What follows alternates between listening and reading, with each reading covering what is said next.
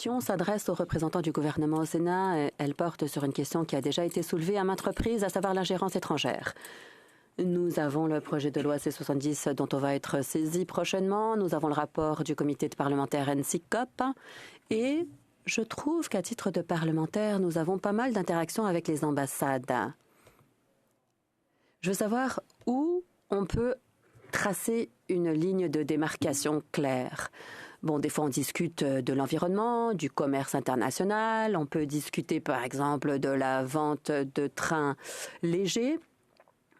Mais il y a aussi de l'ingérence à proprement parler, c'est-à-dire l'intimidation des diasporas, le financement de campagnes électorales. Alors, où est-ce qu'on peut tracer cette ligne de démarcation pour qu'on sache en quelle capacité on peut avoir des liens avec les ambassades? Où est-ce qu'on trace la ligne? Et quand est-ce qu'on peut dire qu'il y a certaines choses qui ne sont pas appropriées? Sénateur Gold. Merci, Sénateur Gold. Thank you, Your Honor. Well, first of all... Merci. Vous posez là une très bonne question. Tout d'abord, je pense que chaque sénateur individuellement, tout sénateur honorable, a une responsabilité envers lui ou elle-même.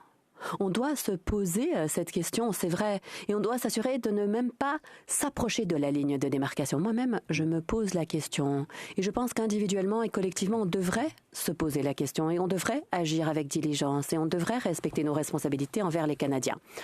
Ensuite, nous bénéficions de ressources au Sénat. Nous avons le conseiller sénatorial en éthique, et donc on peut se tourner vers ces ressources pour demander des conseils.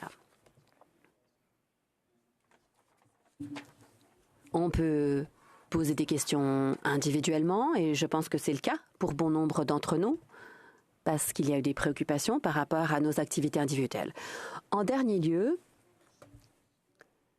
il faut tout simplement se poser une question logiquement. C'est-à-dire qu'on doit faire très attention quand il s'agit d'accepter des petits cadeaux ou des voyages, par exemple.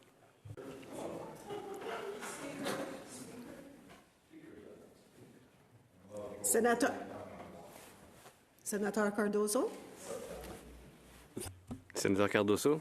Merci, Madame la Présidente. J'aimerais bien pouvoir entendre une seule voix lorsqu'on pose la question et qu'on entend la réponse. Alors, je reviens sur le dernier point que vous avez soulevé. Quand vient le temps d'accepter, bon, un voyage ou un souper, où tracer cette ligne de démarcation? Réponse. Merci de la confiance que vous placez en mes conseils, sénateur. Mais je pense que c'est des questions qu'on doit se poser à soi-même au regard de notre boussole morale personnelle. Peut-être on peut demander aux conseillers en éthique ou aux collègues qui ont plus d'expérience.